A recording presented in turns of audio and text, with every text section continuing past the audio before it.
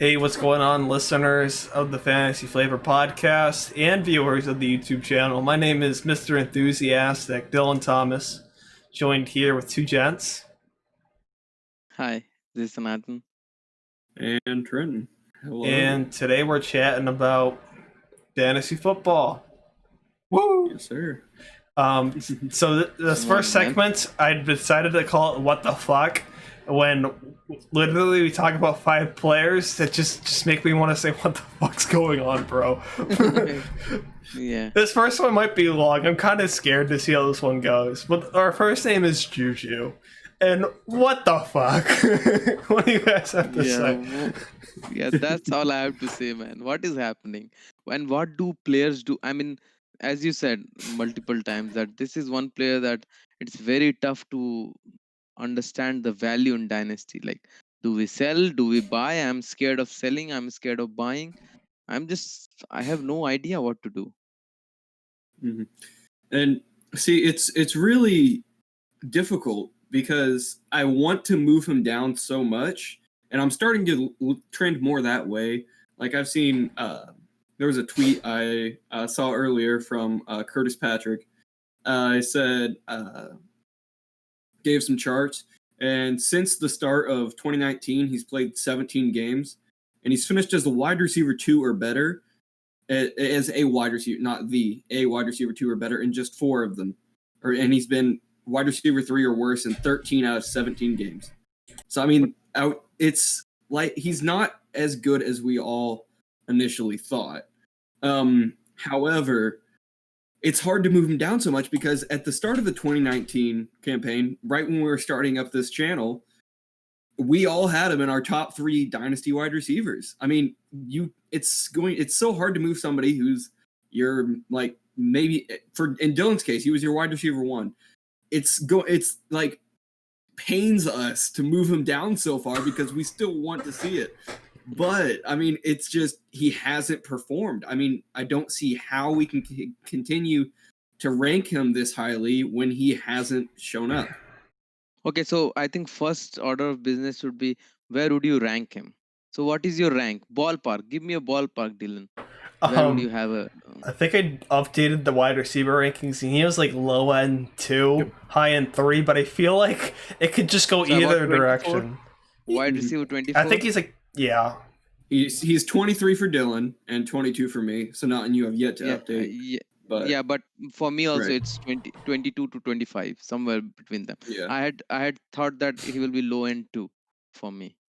And honestly, there is a very good chance that we should be even lower than him than we currently are. I mean, he hasn't done anything. He's ever since his huge campaign at 22 years old, 21, 22, he's done nothing. He had like I said, but I have a take for that. Let me know if you guys agree. So he's 23, and after this year, he will definitely go somewhere else, or Steelers will have to pay him, which they are not going to.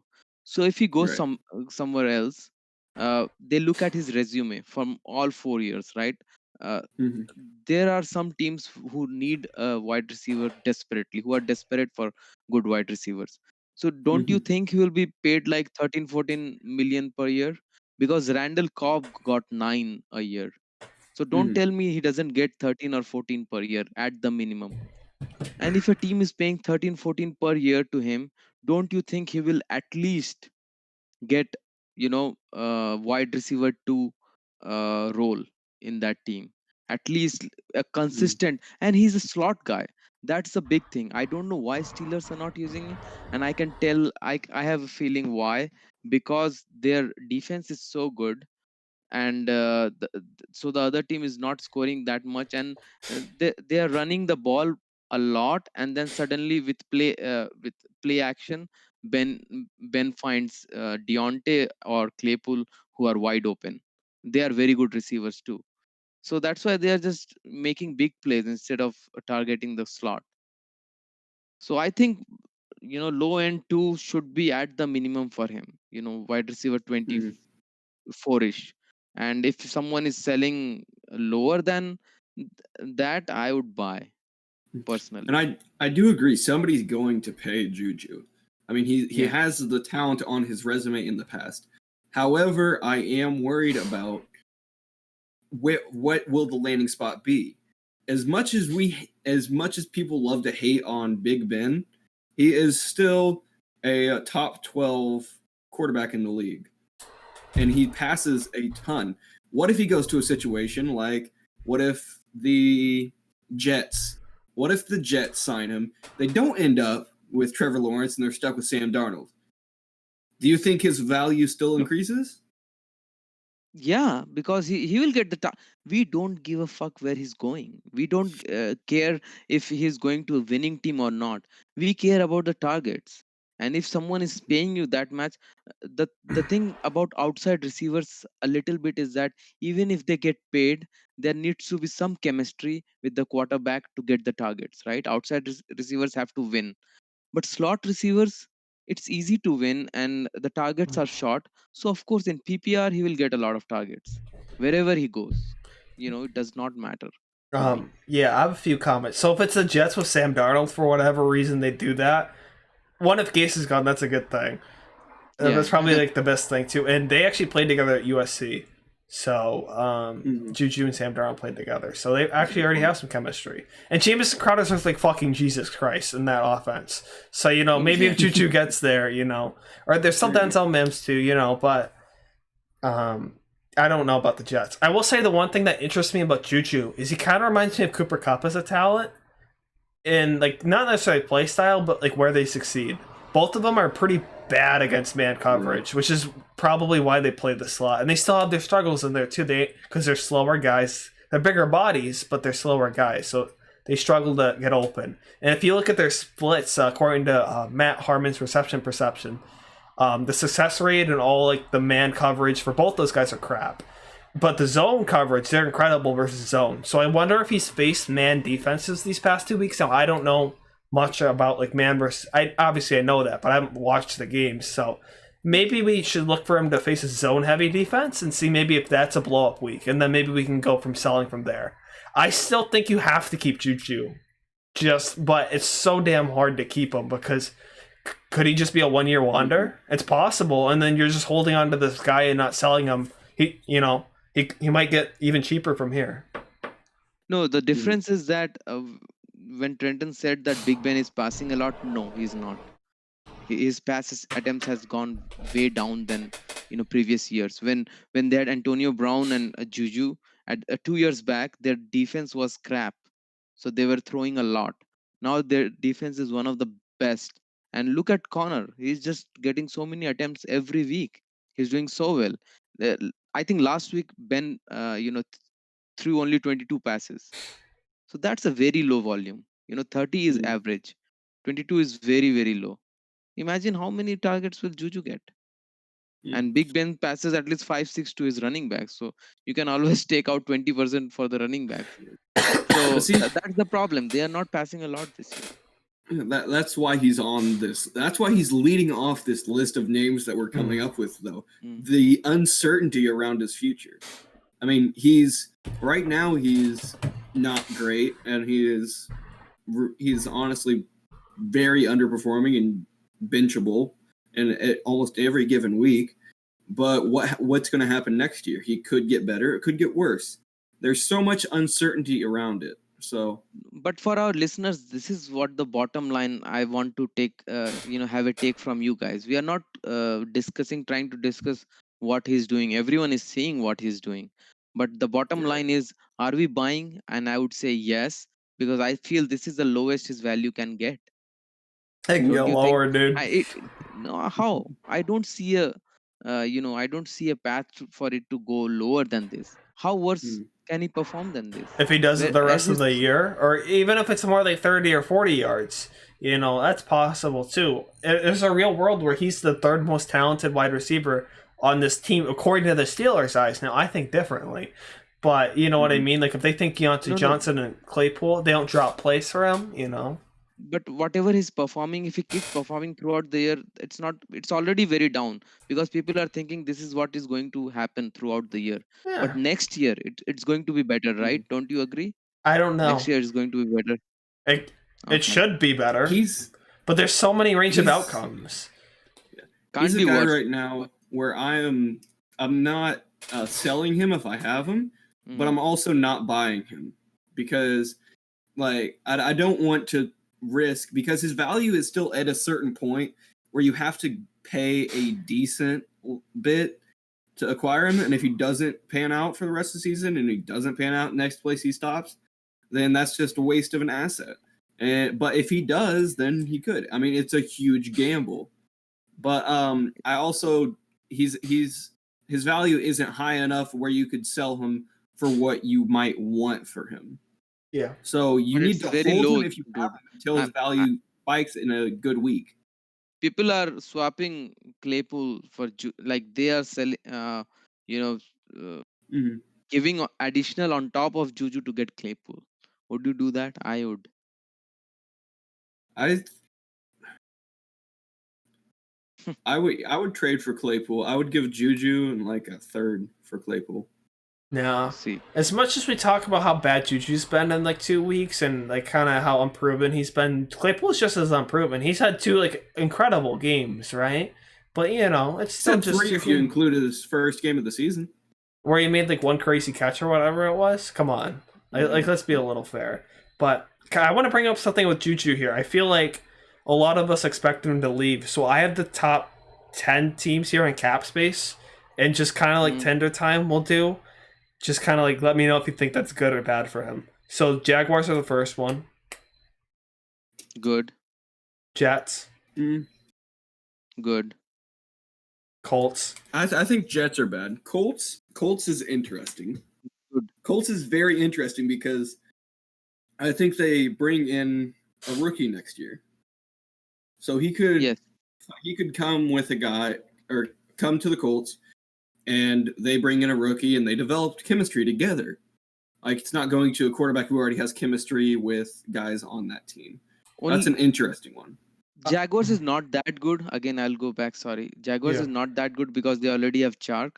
But Colts and Jets definitely good because he'll be the number 1 regardless. Yeah, and the Jets, they're definitely getting Trevor Lawrence, dude. Each week they don't fire Gase is another week where I'm like, dude, Trevor Lawrence is going there. unless he says fuck the Jets.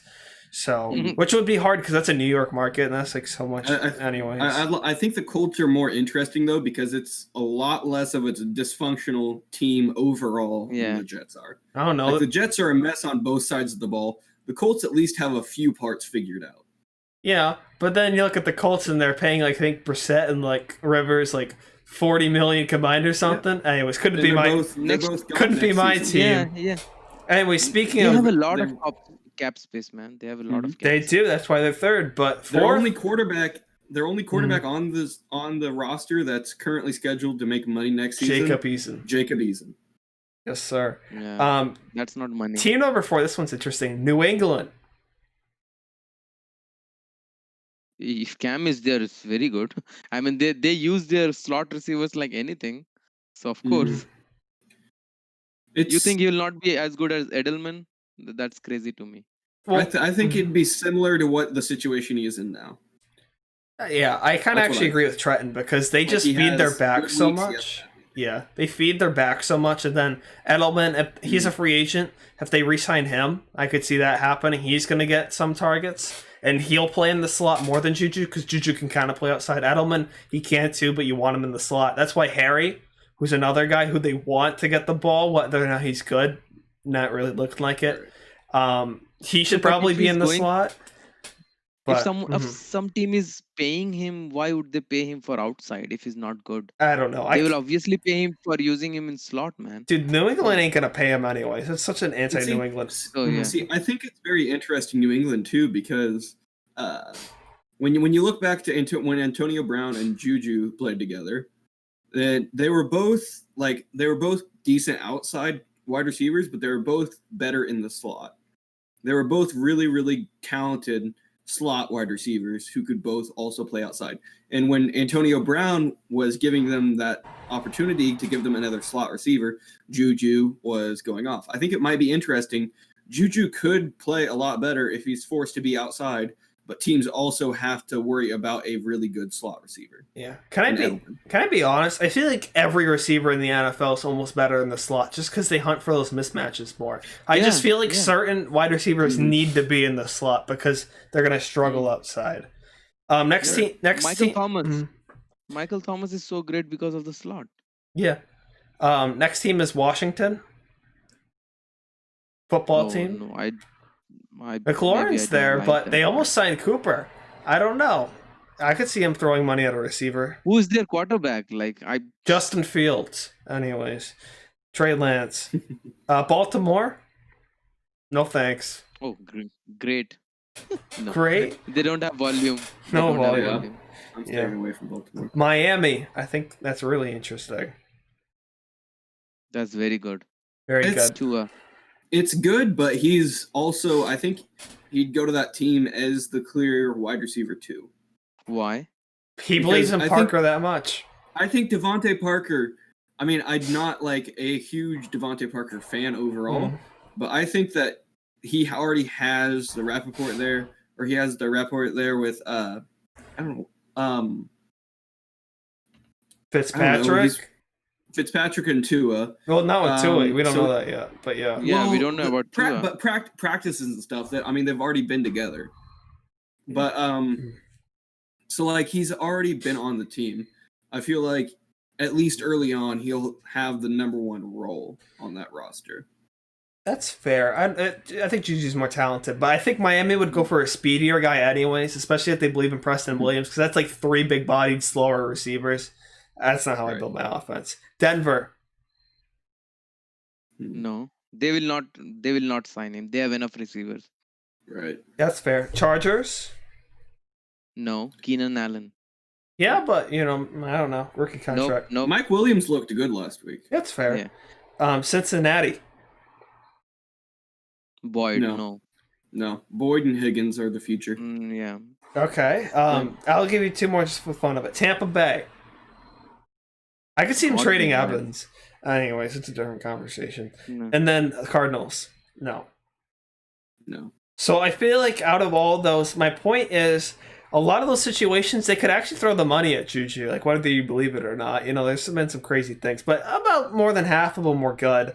So I guess it's possible. But the success rate of wide receivers after swapping teams, normally it takes a year too. So we've talked about it's a bit different for slot, honestly. You'll have to agree. Slot receivers don't have to do much. The throw doesn't have to be that far. Quarterbacks are comfortable. If they are open, they will get it. So I don't see, that difficulty in slot receivers changing teams. I guess we'll have to see. I don't know. Juju's fascinating. I was telling you guys before the show, I feel like I'm more confident about most of my takes. Not that I can't be changed on a take, but you know what I mean? Like, I have my reasons and I believe in it, and it'd be a little difficult for me to change my mind just because that's what I believe. You're a dick about it. No, I'm not a dick. I'm just kidding. But, it's just like, I have no clue, and you can sway me on anything. But do we have anything more about Juju? 18 minutes of Juju. No. That's why we made the episode, Yeah. I think Mike Evans is interesting. Let's go to Evans. Yeah. What do you guys think about Evans? Well, I wrote down the name, so how about I go first? Mm-hmm. So I think for Evans, it's been interesting because he's put up decent numbers, but like the numbers have been the best when Godwin's been out because Godwin's missed a few games, and then the 1 or 2 games that Godwin's played, he's like caught like 2 1-yard touchdowns. So like the week looked fine, but then you actually watch the game, and you're like, holy shit! Like Brady obviously prefers his backs, and then running the ball, and then Godwin, and then because I Evans isn't gonna get open, and that's just kind of not his guy. Like Randy Moss got open, Wes Welker, even though Mike Evans is such a great talent, Gronk got open all the time. So, I don't know. Mike Evans, I mean, you guys seem less worried than me, but, like, I don't know. Like, his role just seems kind of, like, bad. And maybe I need to rewatch the games and look at the numbers, and maybe I'm remembering things wrong, because I don't remember every box score of the numbers. But that doesn't matter as much as, Anyways, I don't know. Am I right to have concerns? Yes. Yeah, and the reason is their defense. I think their defense is just lights out, and Brady is not that kind of a guy who will just pad his stats. He just wants to win. That's it. He's not like Right. other. There are some teams who will just win by 20 or win by 30. Brady doesn't is not that kind of a quarterback, and neither is Arians. So that's why they are running so much, and I feel the defense is just so good.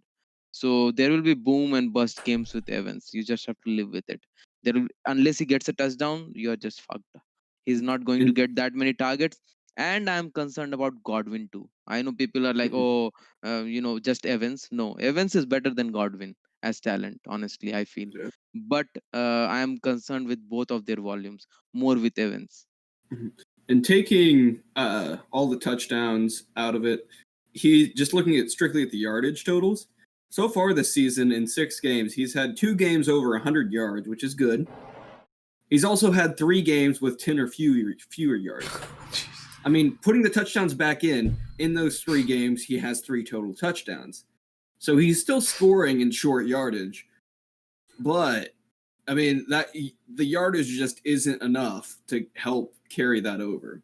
Like, even if you have a touchdown, that's 6 points. Then you have another 2 yards through the air. So you have 6.2 fantasy points. In a PPR league, he has a catch. That's 7.2 fantasy points, even though he scored a touchdown. Thing is That's that not good numbers.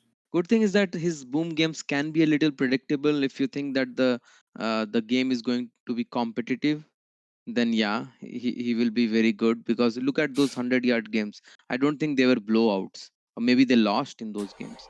It is quite possible. So I mean, if they are blowing out teams like Packers, they are just going to run. Ronald And Jones has what, like 25 attempts? It's crazy. Ronald Jones, by the way, has over 100 yards in his past 3 games. What the heck? I know. Imagine But- trashing on them in some team, and then they just shit talk you in the fan league chat without calling out your name. Couldn't be me. But going back to Evans, I will say on that, I mean, they did in their first game of the season versus New Orleans. That was his highest snap percentage of the year. He had 93% of the snaps, and in that game, he only had 4 targets. He had 1 catch for 2 yards and that touchdown that week. That was What a touchdown. king. That was the week. That was the week I was talking about. Pretty much the 7.2 fantasy points. But I mean, he had 93% of the snaps, only targeted 4 times. Sure, there's other weeks you can throw in there, like versus Carolina, where he had 10 targets at an 87% snap share. But, I mean, the targets fluctuate so much for him, and the yardage isn't always there. So he's very touchdown dependent so far, is what I'm saying. Yeah, I think it's a fair point. I mean, I think we should ask the question: are we trying to sell? And I think I'm actually thinking about selling, just because Brady won't play forever. He's honestly look fine. I feel like people were like, "Oh, Brady's gonna fall off a cliff." Dude looks fine. Nothing terrible. But Brady won't be there forever. They look like a pretty decent team. Are they going to be in a spot to draft like a decent quarterback? I still have questions. I would actually want Brady not to be there for him, because if Brady is there, the teams are respecting the pass game so much that the run game has become very, very good. And if they are running the ball like that, they are not going to pass. Yeah. So if Brady is not there, if any shit quarterback comes to Tampa, I'll be more happy for Evans. I definitely think he could get more volume, but it's just like I don't know you know what I mean? It's such an unknown. And if he's putting up these really bad yardage totals, I mean, he's catching touchdowns, cool, but I don't know. I feel like that's kind of replaceable, sort of. I mean, obviously he's probably one of the best in the league at it, but do you trade him? Do you save that 15 mil to pay some of your younger players? I could see it. And stacked wide receiver class, like Trenton said, we saw Stephon Diggs get shipped off that kind of because of drama, but he got shipped off and he got replaced, and that team seems to be doing fine. The Vikings, at least in that receiving. So if Evans is traded, that's the best possible thing for him. I don't know. And for us fantasy owners, I don't like him in Tampa, and I doubt they will trade him next year, because that's the reason Brady came to Tampa, because he had such a good supporting cast. So they are just win now. They will try to win this year and next year, and then they will tear down the team and build it again. Yeah. And see, for me, this is kind of like the Juju situation, except I think he currently has a decent amount of value to sell.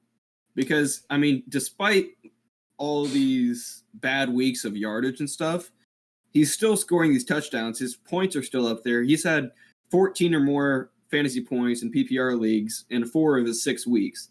So, I mean, you could still sell him away to an unsuspecting owner and get decent value for him. So I think this is the perfect time to sell. I think the touchdowns, he's not going to keep scoring a touchdown every single week. And it's just the yardage isn't enough to help sustain it when he doesn't score those touchdowns. So yeah, I feel like we should move on here. And I'm going to package 2 players together here because they're kind of similar. Zach Ertz and Carson Wentz. I mean, this used to be a duo that loved each other, right? I mean, Zach Ertz can't break a tackle, but Carson Wentz just loved targeting him because they didn't have the best receivers. And Ertz just looks so bad. That dude looks so unmotivated. He's playing like Kevin Love of the Cavs, where it seems like he wants a new contract or wants to be traded or something. He's just playing like crap instead of trying to earn it. And Wentz, to be fair, hasn't had the weapons. The offensive line's been injured. The weapons have been injured, but he still looks kind of rough. I think it's safe to say. I mean, Sinan, I'm sure you'll talk about how much you loved Wentz and maybe why you were wrong about it, which is fair. I did the same thing earlier in the show, but I don't know. What do you guys think about these 2? You go ahead, Trenton. I will talk later. I'll start with Ertz. It's interesting because Wentz still seems to want to force feed him. He's had 5 or more targets in every single game this year. I believe the injury, he's going to be out for a few weeks. Probably till at least the bye week. But Wentz still seems to want to force feed him, and it's just the fact that he's not doing much with the ball. Sure, he has 1 week where he caught 7 of 10 targets for 70 yards. That's by far his highest yardage total on the season. His next highest is 42. You have 2 of them under 10 yards, 2 games. He's only scored 1 touchdown on the season, so it's not like he's as touchdown reliable. I mean, I just said Mike Evans wasn't reliable for touchdowns, but I mean, he's still scoring touchdowns is what I mean. Like, he's getting those touchdowns, whereas Zach Ertz is not. So that's not covering for him. The yardage isn't there. It's honestly, as soon as Goddard comes back from his injury, he's taking over as the top tight end. Clearly far and away. I think because he's so much more of a weapon than a 30-year-old Zach Ertz. Yeah. Okay. I'll talk about Wentz. Oh, go ahead, Dylan. No, I'll talk about Ertz then. Yeah, I agree with Ertz. It's kind of hard to sell low, but I do think there's a world where maybe Ertz wasn't as talented and he was just kind of more of a volume play. I'm sure that's kind of false because you don't have like 1,000 yards for like a mistake, but I don't know. I just feel like he's a sell, and with Wentz, I'll let you transition here, but I just want people to remember that they did draft Jalen Hurts in the 2nd round. You know, that's real draft capital for someone we were all pretty confident on, and maybe we should have been like, oh crap, maybe it just wasn't an injury. Maybe they saw something we didn't. Go ahead with Wentz. Yeah, so I'm a big fan of Wentz, and I thought he was in my top 7 quarterbacks before in the off season, and I still believe in him. I think he's very good, and he has dropped off this year for sure. And I don't know, he's not very comfortable in the pocket, but his O-line has been totally devastated. Then he doesn't have wide receivers to throw to. All of the wide receivers that he had chemistry with, everyone is injured. So I mean, you have to cut him some slack. And I personally am buying Wentz in Dynasty. His value has gone that down, and I still believe in him. Look at his contract. Jalen Hurts was just as a I think he was drafted to replace Foles, to make sure that if Wentz goes down, Philly still has a competent quarterback to move forward, and they know that they have a decent uh, shot at winning the NFC East and be in the playoffs. So they don't want to be stuck with a very bad quarterback in the playoffs. I think that was the main reason for drafting Hurts. Look at Wentz's contract, and I don't think Philly can get rid of him for the next three years at least. So I'm not worried about Wentz a bit, and I'm buying him wherever I can. As far as us is concerned, I don't know what has happened to him. I really liked him. As Dylan said, that if a tight end is getting 1,000 yards year after year for at least last 2-3 years, maybe not 1,000 but very good yardage, he cannot be that bad, and he has looked good on field all the time. I don't know what's happened this year. It's all about the contract. I think he had very bad fight with the GM or something, and it's just off. He's getting the targets because Wentz really like him. You know that Ertz was the best man at Wentz's wedding, right? They're very Yeah. good friends. They're very good friends. So I mean, maybe Ertz leaves the Eagles next year. But even if he leaves, you don't think he will get paid in the market? He's still 30. I don't know. He's 1 year or 2 years younger than Kelsey. Titans play till 35. I think he'll get paid, and if he gets paid like a top five tight end, he will be used. But So what can you expect? Lower price than this? I don't think so. Maybe wait a couple of weeks and then buy.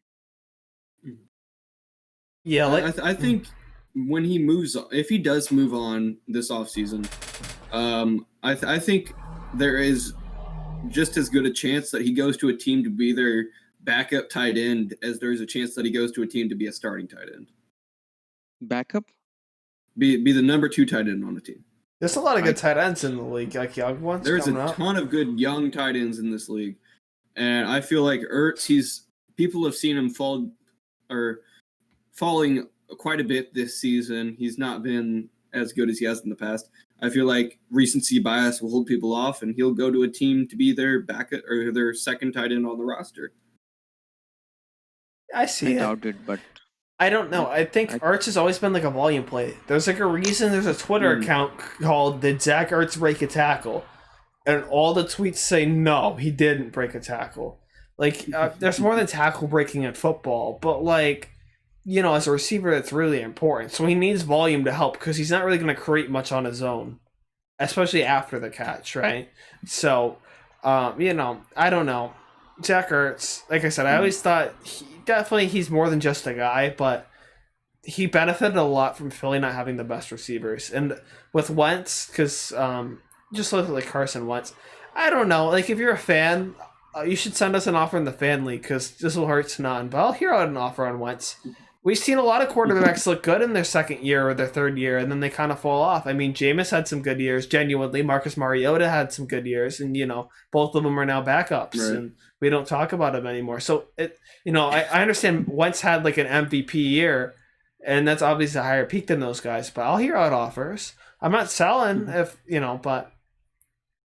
Okay, here's the thing about Zach Ertz. So recently, last week, I bought, of course, now it's blowing in my face because he got injured, but I bought Zach Ertz for Herndon and Logan Thomas. Would you do that deal?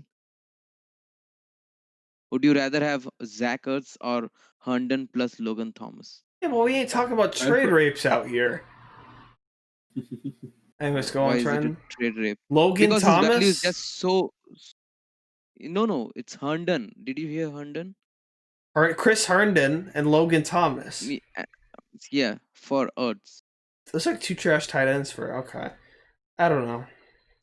Herndon is very young and people were like so bullish on him. Yeah. Well, wait, can I ask you a trade question back? Would you buy CeeDee Lamb for a 2022 second? We are talking about Ertz here. Yeah, that's my point. I mean, I'm going to take a one-sided trade. Come on, man. Yeah, I was trying to say whatever you wanted to say. Dude, this is not... I am asking a genuine question that his value is that low. Would you not... Because you guys said that you'll not buy Zach Ertz. So I'm saying, would you not buy at that price? You guys are saying I you'll mean, not 2 buy busts? Zackers, and then you're Yeah, but that's not every fucking league, bro. Like I have like I'll try to go buy Ertz in a league right after the show if you want. Like no way that's happening. I don't know. We're talking too much about Zach Ertz, bro. It's Zach Ertz. He can't break a tackle. I want to talk about Wentz myself. Yeah, sure. I want to bring up some numbers for him. He's thrown multiple interceptions this season in more games than he's thrown multiple touchdowns. Nice. His 4 rushing touchdowns aren't sustainable. He's not. That's what's helping carry him week through week is his rushing touchdowns. He's not going to keep scoring. He has 4 through 6 games. That's not going to happen. But like in going to the sacks, you talked about the offensive line wasn't great. He's been in his 6 games. He's been sacked 5+ times in 3 of them. I mean, I love Wentz to death. I think he has a ton of talent. I mean, he was an MVP candidate just a couple of years ago. He's still the same talent, but he's fallen off a lot. I feel like part of it is his weapons that he has, because Ertz a couple of years ago was still a top 2 tight end in the league. He was balling out, and back then they even had I want to say was healthy. A healthy Alshon who was balling out. Algalor was balling out. I mean, he had weapons. Then now he doesn't have much of anything. Like Goddard's his best weapon, and he's been missing for most of the season. And when Goddard comes back, I think Wentz's numbers will improve slightly. But I mean those multiple touchdowns or multiple interceptions in 4 of his 6 games, that's just scary to me. Yeah, have you looked at his schedule? The field. Did you look at he has played Pittsburgh Steelers. He has played Baltimore Ravens. He lost to a team called the football team because they're too dysfunctional to name themselves. Sorry. But do you know at that time they had Chase Young healthy. All of their defense was healthy. Their defense was very, very good. What about the Rams? First week. Aaron Donald is great, but the Rams defense is massively overrated. No, they are very good this year. They are very good this year. Look at the Rams defense rankings. They are top 5. Okay, what about the Bengals? Okay, yeah, I'll give you Bengals. 2 interceptions to 1 touchdown. Yeah. I mean, he has not looked very good. I agree with you. He's played some good defenses. But, I mean, he's also, like, half of those defenses are mediocre to bad. So, I mean, I just wish he could see the field better. I mean, I think that's the biggest issue. He's not seeing the field as he did during his MVP candidate campaign. Drops, man. Sanders, I mean, they are drops dropping are hurting so many too. Balls. Yeah, but that goes back to the wide receivers and the weapons that he has. Yeah, he doesn't have the weapons. Travis Fulgam is his number 1 wide receiver. Wait till Rager comes back. By the way, wait till Rager comes back. Rager gonna eat, bro. We all like Rager on this show. I'll make a bold statement. Travis Fulgham has better seasons than Jalen Rager. Well, duh. Yeah, Rager's injured for the next 10 weeks. No, better seasons throughout their career if they both stay on the same team. I think Fulgham is if they're both the top 2 wide receivers on the Eagles next season, just for whatever reason, I think Fulgham has a very good chance to be the wide receiver 1. So you think Fulgham is legit? I think Fulgham is legit. I really do. Would you pay a 21 Whoa, second? No. Hold that thought. Probably, yeah. We're moving on to Tinder time, and our first name is Travis Fulgham. All right. And that's how we'll do it, because we leaked into something else. Cool. Yeah. Travis Fulgham. Swipe right. Why? Because whatever I have seen, he's a good contested catch guy. I like him, but not I am not making that kind of claim that he's better than Rager. But yeah, I really like him. How about you, Trey? Hold on, let me check the list again. You're gonna super like him. Go ahead. I mean, looking at the rest of the names on our list, you have to fucking super like him if you make a claim like that. I'll super like him. That's my super like. Okay, but just looking at the numbers on the season in fantasy, look at the PPR leagues. If you look at just the average per game, he is the wide receiver 1 in fantasy right now, in average points per game. He's averaging 21.5 fantasy points in PPR leagues per game. Calvin Ridley is second with 20.2. Because they have He's no a one full to throw point to. ahead. Wait a few there games. is that. Then There we'll is see. that. But he is balling out. He's caught a touchdown every game. He's caught a ton of passes. He's got great chunk yardage. He had contested catches, like you said. He's everything you want. He's my super like. I mean, I'm trying to get him everywhere I can. Him and Chase Claypool are my 2 wide receivers that I am targeting most right now. Okay. Good. I mean, I'll buy, I guess, but not as much as you guys, for like a third. You might be able to still get him to a third because people love their rookie picks. One thing I do want to say, though, before we move on with a lot of these names, is I still think rookie picks are interesting because the NFL season could still shut down.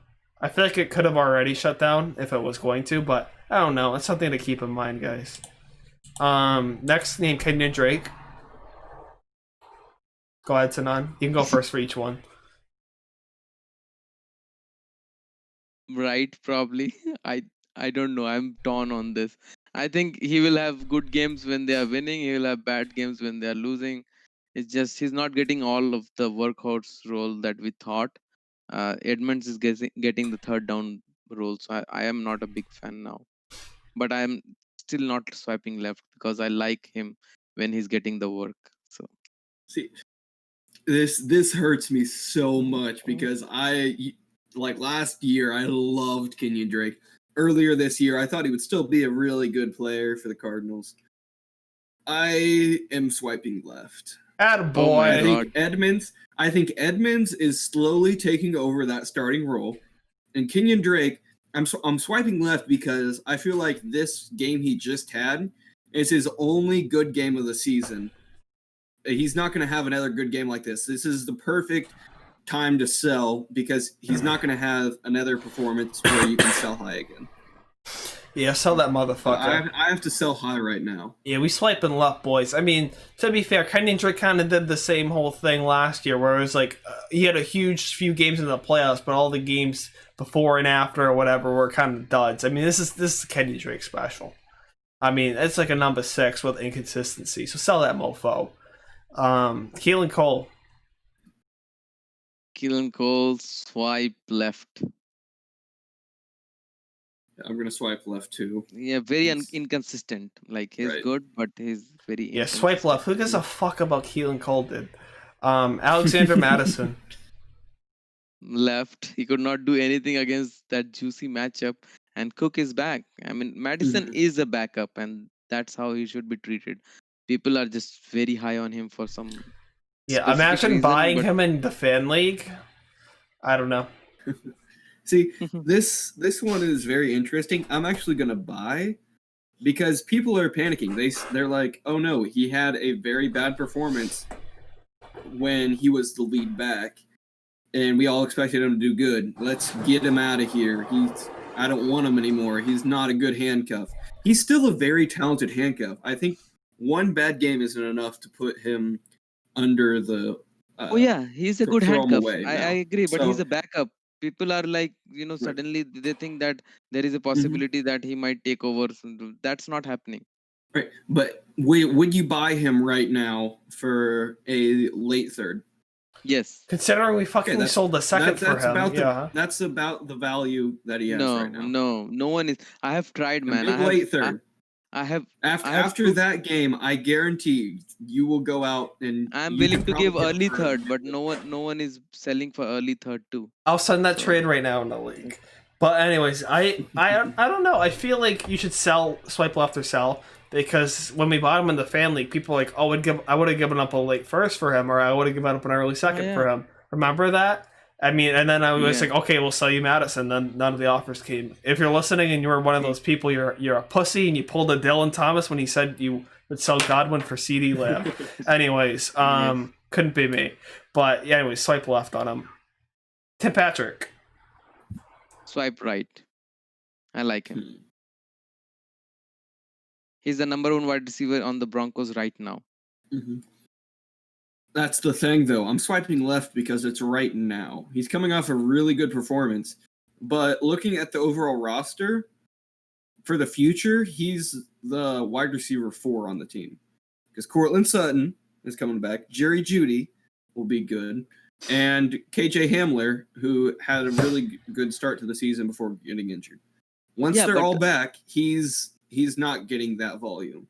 This is another sell high. Sometimes you can get him for a 4th, late 3rd, or whatever it is. I don't know. I would buy for a 4th easy. If it's a 4th, I'd probably buy. You have to win, but also, right? If it was a 4th, I'd buy. But I don't think it would be for a 4th. I'll swipe left. I don't think Courtland Sutton and Jerry Jeudy are going to be really good, and Hamler actually kind of a sleeper guy. So Cam Newton. Not for future. We are talking about present, boy. It's dynasty, bro. You always have to think about the future. I don't know if I'm good time for a 4, sure, dude, but who gives a fuck about 4s? You know what I mean? Like I'll sell my 4s every year, right? You know. I'll send a 4th to help me maybe win this year. I still don't think Tim Patrick does much more the rest of the season.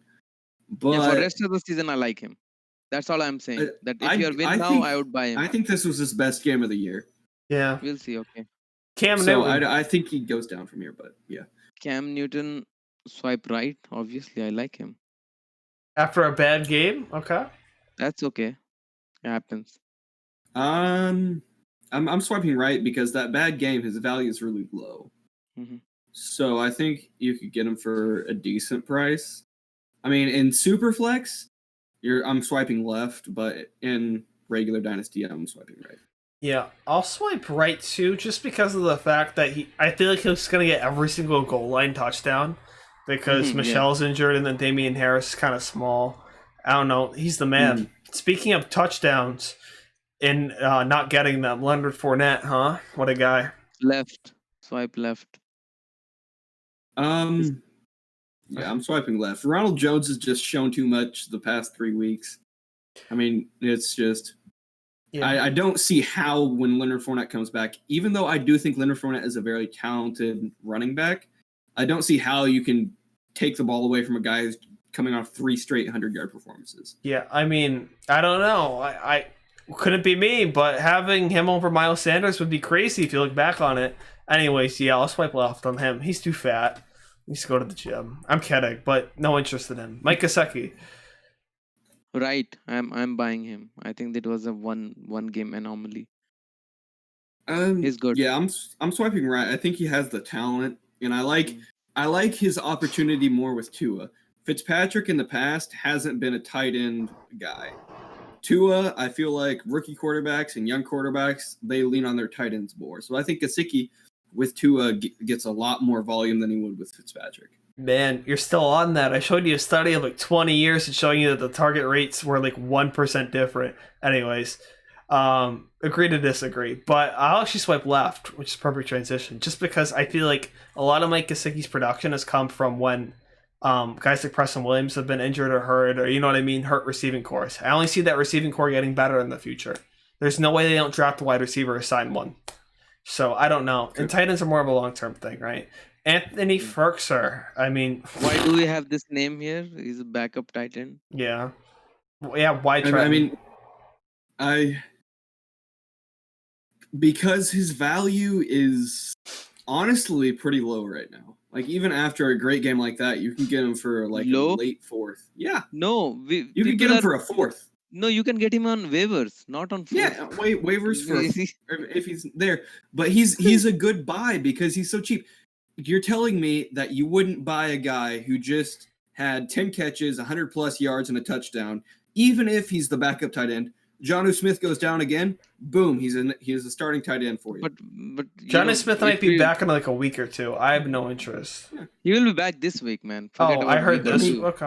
Okay, but take this into consideration. What if Jonnu Smith maybe he stops performing as well and they give it to Ferkser some more? I mean, No. Johnny Smith's been balling all year. I'm saying it is very unlikely. It is highly unlikely, but there is a possibility. And there's a guy on your waiver wire that just proved that he can ball out in the Tennessee offense. So you were swiping left on Tim Patrick, and you want Ferguson now? Really? Yeah, I'll take Ferguson. What Tim the fuck Patrick is that? performed in the last 2 games, and you think Ferguson is a long-term play because we are talking about dynasty suddenly? I think there is a difference between a late third, early fourth round pick for Tim Patrick and a guy from the waiver wire. Oh, waiver wire, There of is course, a big I'll difference take there. him. But you Right. said You're you'll get gonna him pick for him a. up. Yeah, of course. I will give him. If I was working right But now not a and somebody fourth. had I'm not him, giving a fourth. I would consider giving a late fourth. Yes. No, I will not give him a fourth. Okay. No picks for Ferguson. Yeah, waivers, of course. I'll pick up anyone on waivers. Who gives a fuck about some guy I've ever heard of before the show? Honestly, you could have told me he had like 0 catches. I would have believed. I'm kidding. I actually knew he had a touchdown. But final name. Go rewatch the game though. I mean, he was balling out. Like that talent was there. You can't keep that talent off the field. Yeah, so did Jonas Gray. 200 yards, 4 touchdowns. Le'Veon Bell. Speaking of touchdown machine, new Kansas City Chief running back. Right, swipe right. His value can only go up.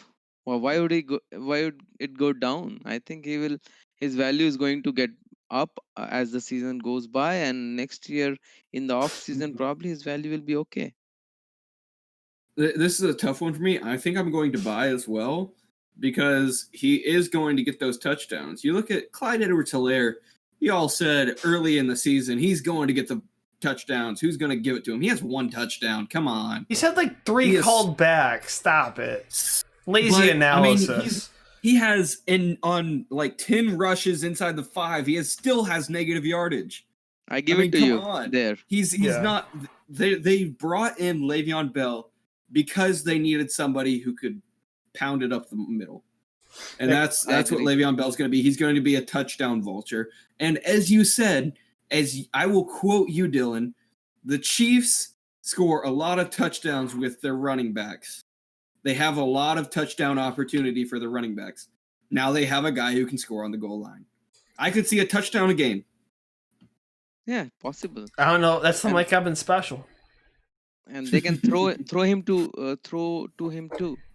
Around the goal line. See, even in last game, if you remember, when it was third down, short yardage, they gave it to Darrell Williams and not Clyde. So yeah, I don't think they are trusting him on short yardage. He's their first and second down back because he's very good. He's very good. Buy him in Dynasty because he gets like 8 yards in the first, in the first carry.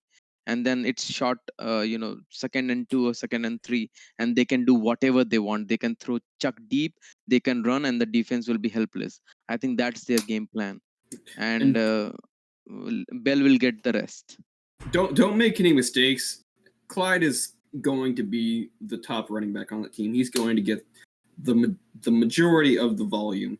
However, Le'Veon Bell is going to get all the short yardage and goal line work. He's going to get more than that. What he's going to take a lot of potential points from Edwards-Helaire. Yeah. Edwards-Helaire, it kind of stinks because we love him so much. I mean, this is what you hate to see in fantasy committees. You heard me, Bill Belichick. Fuck committees. We did expect a committee going into the season in Kansas City before Damian Williams. Oh, before Damian Williams? Yes. Yeah. Okay, anyways. I mean, we expected it to be that, but now we're going to see what it was like. Yeah. I want to give my Bell take. Bell, I mean, I don't think Sonat uses super like, but I'm going to submit my super like today on Mr. Le'Veon Bell because every single player post Gase has looked fucking phenomenal. And this is a guy that was the undisputed best running back, maybe behind Todd Gurley at the time, in the NFL before the whole contract thing with the Steelers, and then he doesn't play, and then one of the best in the league. I mean, it's true. I mean, Sonata looks angry probably because he's having PTSD of Le'Veon Bell destroying his Ravens, but no. I like him. I just said swipe right. I know. I can't believe we're all buying Bell. What is this podcast? Anyways, if I have to go back and put a super like on someone, I think it will be Fulgam. Okay. Anyways, no. When Robbie Anderson looks like a fucking stud, when Devontae Parker goes from absolute bust to 1,000-yard wide receiver, still gives me hope in N'Keal Harry, but I think he's a bust. Anyways, when Ryan Tannehill goes from this guy is like a 6 in a trade to franchise QB. I know. I mean, Le'Veon Bell, he's the most talented of all those guys, and now he's free. But by the way, how good does Jamison Crowder have to be to actually be performing with Gase? Like, is he like a supernova wide receiver that is just being held back by Gase still? Yeah, 5'8" Calvin Johnson. I don't know what's happening. Crowder was good. Like... Crowder was good in Washington. I really loved Crowder. And then he kind of shot the first year with the Jets. I love Crowder. Crowder's just a nice guy. Yeah. Anyways, what is his name? Megatron? Mini Megatron isn't DK Metcalf. It's good old Crowder. Yeah. Anyways, that's all the time we have. Imagine Crowder in Kansas City. He will be like 2,000 yards per year. 4,000. Did you hear the nickname they gave Chase Claypool, by the way? Mapletron? Yeah. What? Babytron? No, Mapletron. Because he's Canadian. Mapletron. Oh, he's Canadian? Okay. He doesn't like it. Anyways, speaking of things we don't like, I hate you all. Just kidding. Okay. I hope you all are doing well. Please leave a like. If you listen this far and you aren't leaving a like, what are you doing with your life? I mean, there's much more fun people you could be listening to. But thanks, guys. Enjoy your rest of your day, listeners and viewers. Bye.